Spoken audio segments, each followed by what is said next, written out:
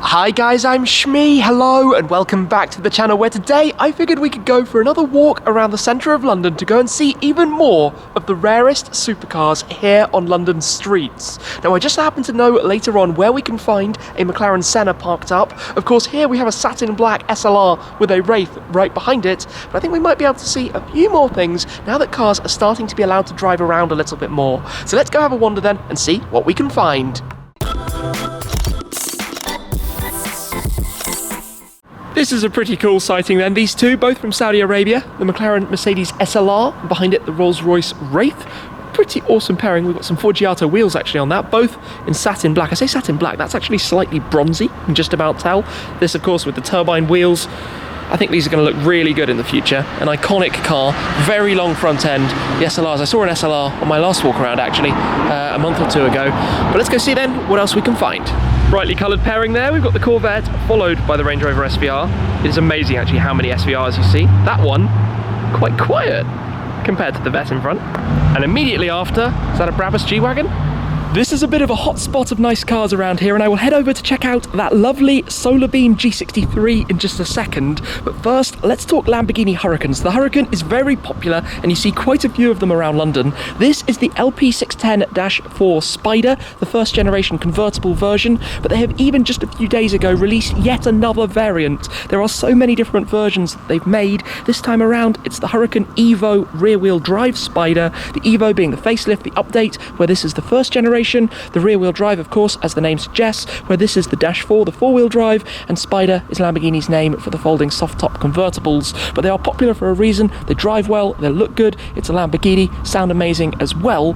But coming over, check this out. Solarbeam yellow on the previous generation AMG G63. The G-Wagon hasn't really changed in its design over the decades, so it takes, I guess, a bit of a trained eye to know which generation you're looking at. But Solarbeam yellow, you guys might know on the channel, because of course I love this colour, and in fact, fingers crossed, if I should be lucky enough to secure an allocation in the future for the AMG GT Black Series, this I think is going to be my colour of choice, having in the past wrapped my AMG GTR in something very similar, and it's a colour that you often see, of course, on the SLS AMG Black Series, and I think in the G-Wagon style, it looks awesome, really stands out. Of course, most G-Wagons are normally black or silver or white or something, well, less bright than that one.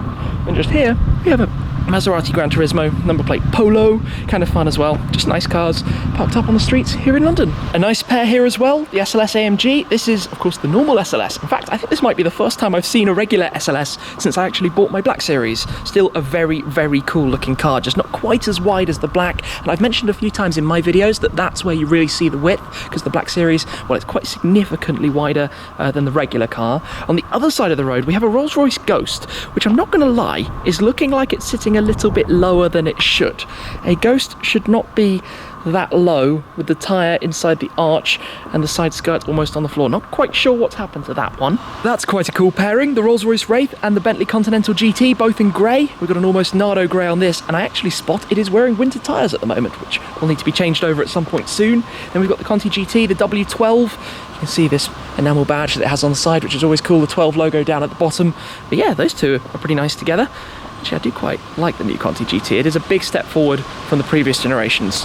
I told you there were lots of them. Another Huracan 610-4 Spider in pretty much the same spec as the one that we saw earlier. They are very, very popular cars, particularly here in London in the UK. That's pretty cool. BMW 2002. Not exactly something you see very often. In fact, I would say I've seen quite a few more classics recently around the centre of London than you normally would. Normally it's just the modern stuff, but right now some really nice classic cars going around. And of course, this is one of the most iconic and famous BMWs of, well, earlier years. It is quite windy at the moment, but we have a 488 GTB, and I do like the colour combination. The white paintwork with the satin gold wheels. The original wheel design just had the colour change, and they do need a little bit of a fix-up. I hope the owner is able to get those sorted out. At some point they'll look much better when they're back in perfect shape, but this car also has the carbon fibre aero piece there at the side, and of course we all know the 488 is a fantastic machine, the follow-on from the 458, and I guess the predecessor now to the F8 Tributo that has come in place of it. Aston Martin Vanquish. I used to have a Vanquish Volante. Sounds awesome. 6-litre V12. I think it's one of the best looking cars. Of course, we're kind of a facelift of the DBS, the former DBS. Of course, now we have the new one. As it cruises away. DB9. Oh, Tesla Model 3 on the overtake. And there's an M4 over there. You've got to love a classic Mini if you can just see that tiny little thing. Oh, I miss the Schmini back when I used to have one. They're so cool. And a very clean looking 911 Turbo S. Of course, 991 generation. The 992 has just launched, which I imagine we'll be seeing plenty of in the not very distant future.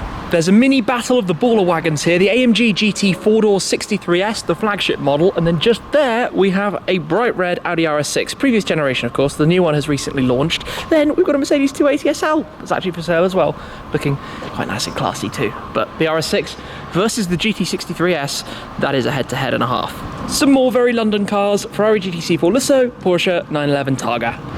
That's a familiar 911 Carrera T.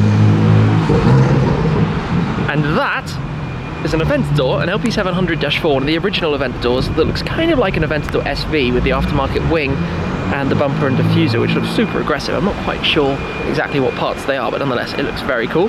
A good contrast with the black against the carbon, of course, the black at the back against the bright yellow of the paintwork. And it sounds good as well as the V12 comes into life. So I guess we're going to get to see the car heading on out around the front. That's got satin black parts around the front. See, Aventadors are just how you draw a supercar. If you ask a youngster what a supercar looks like, it's this. They always come out looking, you know, that iconic wedge style. Lamborghinis V12s, their flagship models. Now that's nice as well. S-Class Maybach, lovely. Really nice colour scheme as well. Light blue, beige interior, navy blue roof. And the sound of the Lamborghini Aventador as it starts to rumble to make its departure.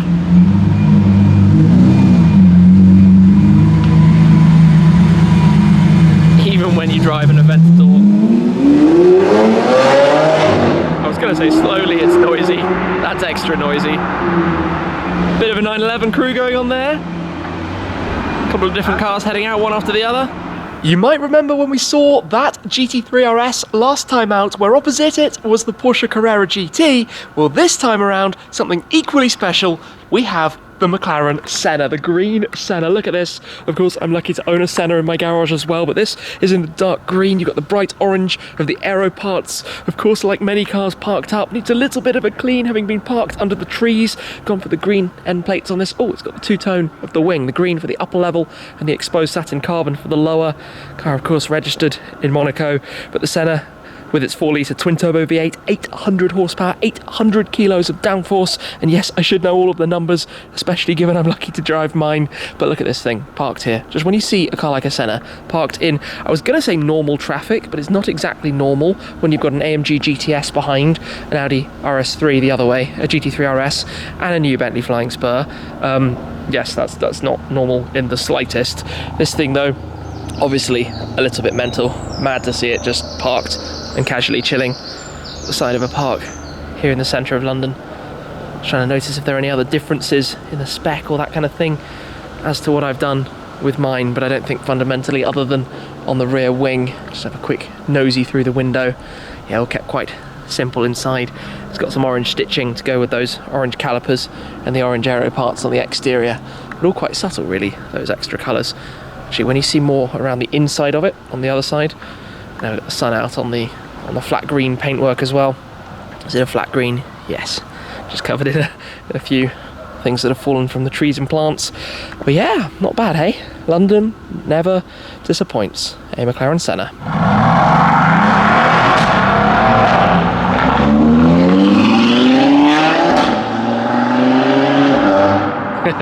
Off those two go.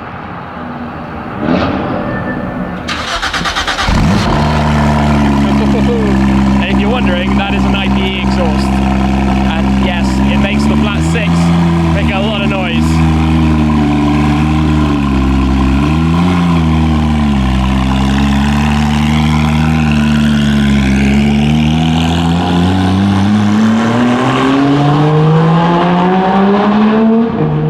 And this is a Bentley Continental GT number 9 edition.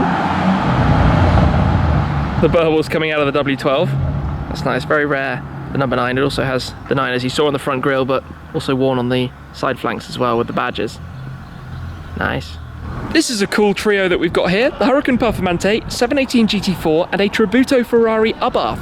The Performante, of course, the more hardcore version of the Huracan, 640 horsepower out of that one. Lots of carbon fibre going on at the back, also with the wing.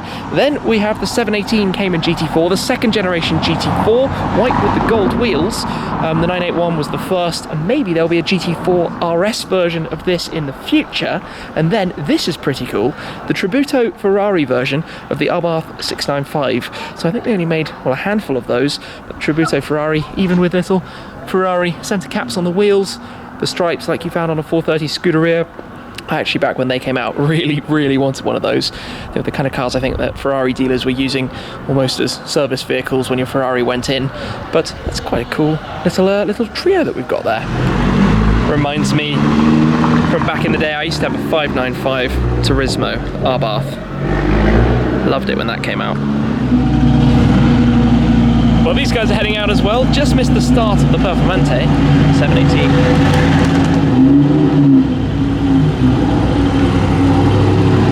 Looking very nice.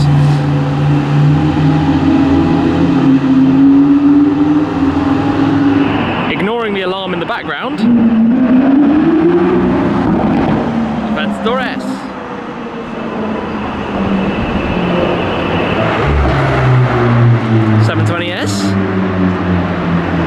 What would London be without its G63s, hey?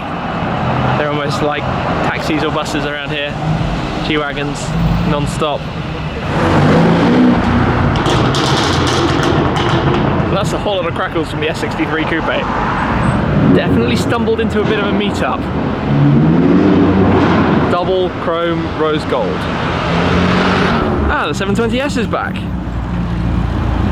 Tell you what, they are good looking things, aren't they?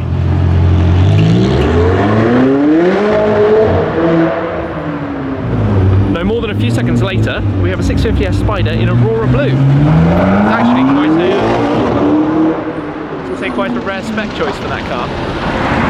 New Vantage. The lovely little 2002 on the move.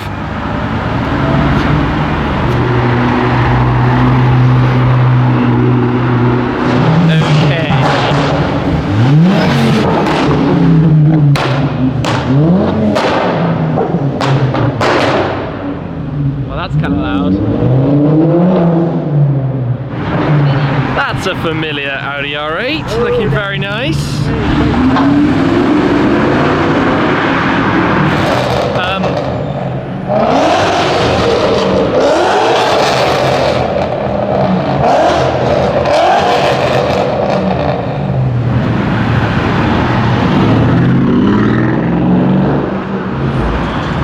Got 911 Turbo S.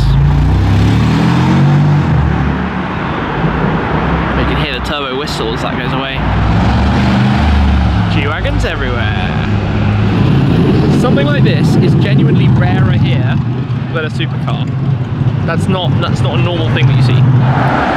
Rolls-Royce, Cullinan. Huracan Evo Spider.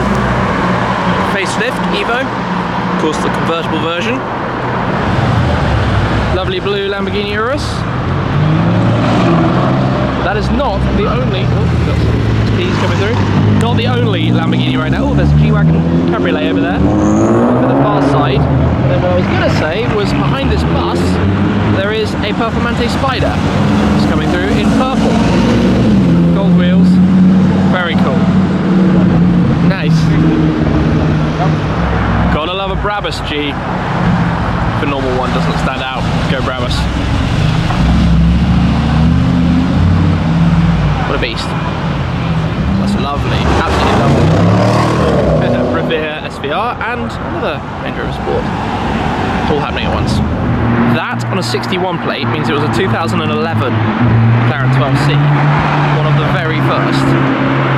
They're going to look perfect in the future. Timeless design, really.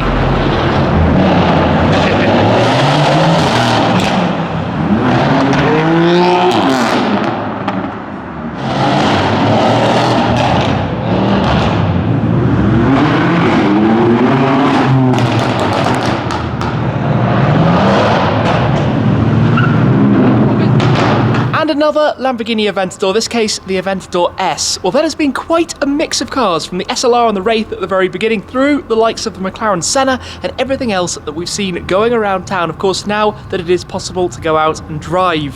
So thank you very much for watching, guys. I hope you've enjoyed this look again at some of the rarest cars driving around here in London. But that is it for this time, and I'll see you again very soon. Cheers.